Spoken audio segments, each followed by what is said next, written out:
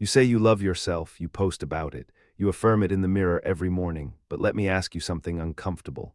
When was the last time you kept a promise you made to yourself, not to your boss, not to your partner, to you, because here is the truth nobody wants to hear. You can love yourself and still have zero self-respect.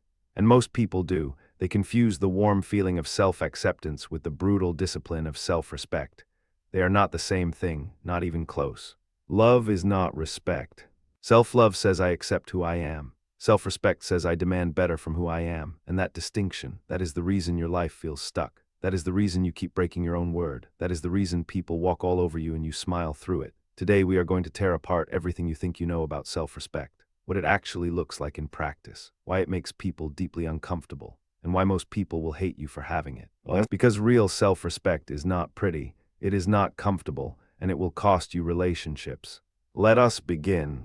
The beautiful lie. There's a billion-dollar industry built on telling you to love yourself, and it works. Not because it solves your problems, but because it feels good. You buy the journal, you repeat the affirmation, you look in the mirror and say, I am enough, and for a moment you believe it, but then you skip the workout you promised yourself. You stay up until 2 in the morning scrolling through your phone even though you swore you would fix your sleep. You let someone talk to you in a way you would never let them talk to your best friend. Self-love without self-respect is just narcissism with better marketing. Psychologist Nathaniel Branden spent decades studying self-esteem, and he discovered something that the self-help industry conveniently ignores. Self-love is passive. It is a feeling. Self-respect is active. It is a practice. You can love yourself the way you love a friend who keeps disappointing you, with warmth, with compassion, with absolutely zero expectation that things will change. Zero. And that is where most people live. In this comfortable space where they feel good about themselves while simultaneously proving through their actions that they cannot be trusted. But this leads us to something even more disturbing about what happens when you live this way. Broken promises. Think about the person in your life you trust the least. Someone who says one thing and does another. Someone who makes promises and breaks them like they mean nothing. Now realize that person might be you. Every time you set a goal and do not follow through, you are teaching yourself something. You are teaching yourself that your own word means nothing, that when you speak it does not matter, because you will not follow through anyway. Psychologists call this self-efficacy erosion. Albert Bandura's research showed that our belief in our own capabilities is not built through positive thinking. It is built through mastery experiences, through actually doing what you said you would do. Actions build trust. When you tell yourself you will wake up at 6 and you hit snooze until 8, you just failed a trust test. When you say this is the last cigarette and it is not, you just proved you are unreliable. Not to the world, to yourself. And this is devastating because you cannot escape yourself. You are stuck in a relationship with someone who has proven 1,000 times that they will let you down. If this pattern is starting to feel familiar, hit like and subscribe to keep exploring the depths of your psyche with me. Because what comes next explains why this cycle is so hard to break. The small betrayals. Self-respect does not die in one dramatic moment. It dies in 1,000 tiny ones. The haircut you keep postponing, the dentist appointment you have been avoiding for months, the sleep you sacrifice because scrolling feels easier than discipline. These seem insignificant. They are not. Every single one is a message to your subconscious that says I am not worth the effort. When you eat food you know makes you feel terrible, you are telling yourself something. When you stay in a friendship that drains you because leaving feels too confrontational, you are telling yourself something. When someone makes a disrespectful comment and you laugh it off because you are scared of being seen as mean, you are screaming at yourself that other people's comfort matters more than your dignity. How you do anything is how you do everything. The research backs this up. A study published in the Journal of Personality and Social Psychology found that people who maintain small daily commitments have significantly higher self-esteem than those who only set big ambitious goals. Self-respect lives in the mundane, not the dramatic. It is in making your bed, in drinking water, in going to sleep on time. The small things are not small at all, and what most people do not realize is that these tiny betrayals create a much bigger problem. People-pleasing. Here is a question that will make you uncomfortable. Think about the last month. Did anyone get genuinely upset with you? Not annoyed, not mildly irritated, actually upset because you said no, because you held a boundary, because you chose yourself over their expectations? If the answer is no, you are probably not respecting yourself. You are people-pleasing. And I know that stings because people-pleasers are often the nicest people in any room. They are considerate, empathetic, accommodating, but psychotherapist Harriet Breaker called people-pleasing a disease. People-pleasing is not a sign of kindness. It is a sign of self-abandonment.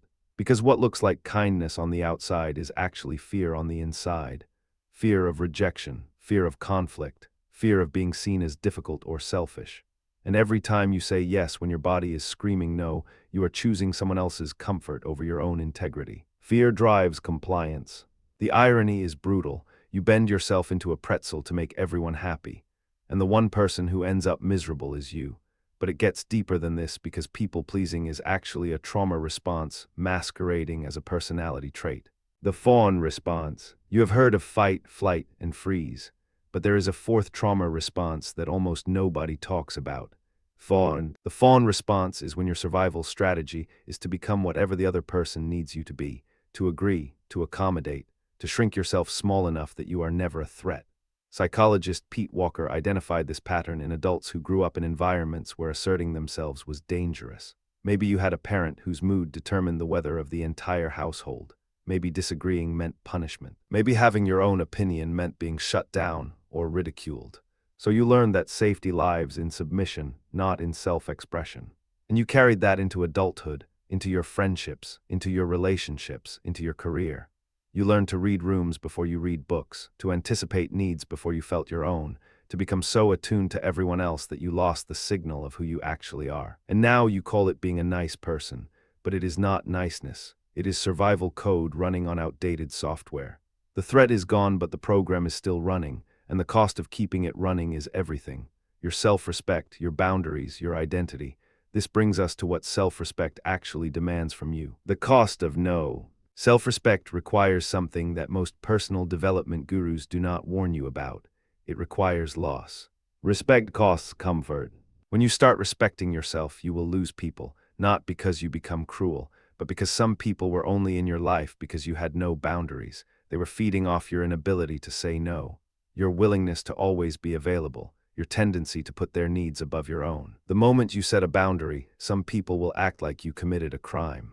And they will call you selfish. They will say you have changed. They will accuse you of being cold or distant or difficult, because to them, your compliance was the foundation of the relationship. Remove it and the whole thing collapses. Clinical psychologist Henry Cloud writes extensively about this in his work on boundaries. He found that the people who react most aggressively to your boundaries are the ones who benefited most from you having none. Boundaries are a litmus test for the quality of relationships in your life. So yes, self-respect will cost you.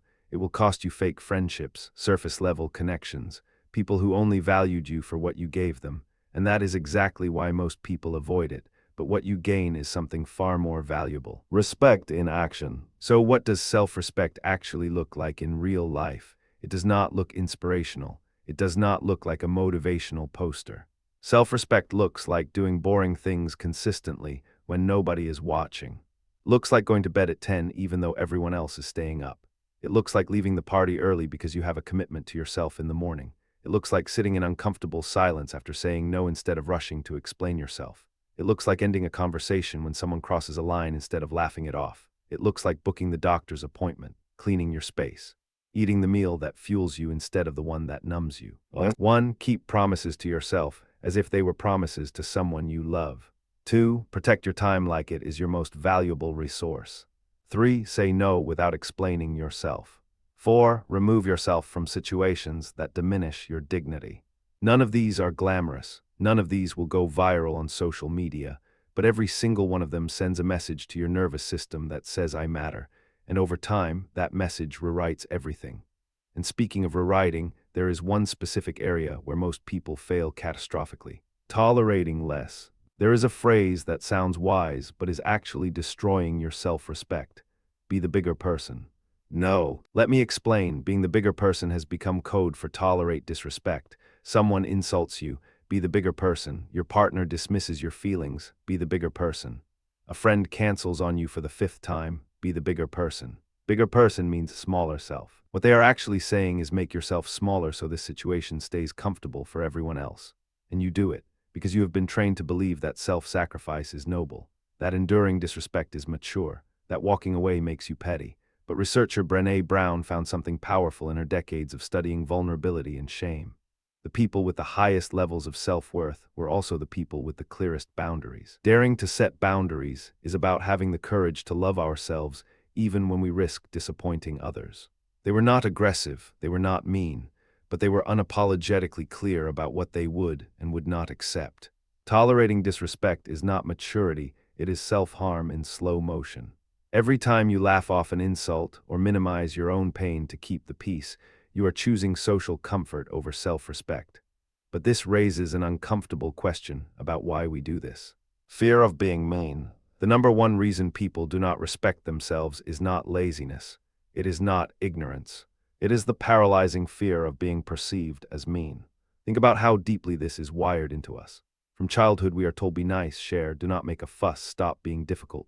We learn that our needs are secondary to social harmony, that expressing anger or disagreement makes us bad, that the highest virtue is agreeableness, and so we internalize something devastating. We believe that having standards makes us cruel, that saying no makes us unkind, that choosing ourselves over others makes us selfish. But here is what psychologist Carl Rogers discovered about self-actualized people.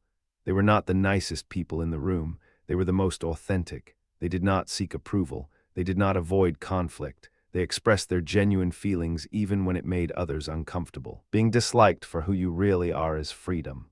Because the alternative is being liked for who you pretend to be, and that is the loneliest experience a human being can have. Surrounded by people who love a version of you that does not even exist. And this brings us to the final and most important realization about self-respect. Becoming trusted. Self-respect is not about becoming harsh or cold or closed off. It is about becoming someone you can trust. Think about the people you respect most in your life. They are not the ones who say yes to everything. They are the ones whose word means something. When they say they will be there, they show up. When they say they care, you believe them, because their actions match their words. That is what you are building when you build self-respect. You are becoming someone whose internal word has weight. Someone who, when they say I will not tolerate this, they mean it. When they say I will do this, they follow through. When they say I matter, their entire life reflects it, not their affirmations, not their journal entries, their actual daily choices. Actions, not words.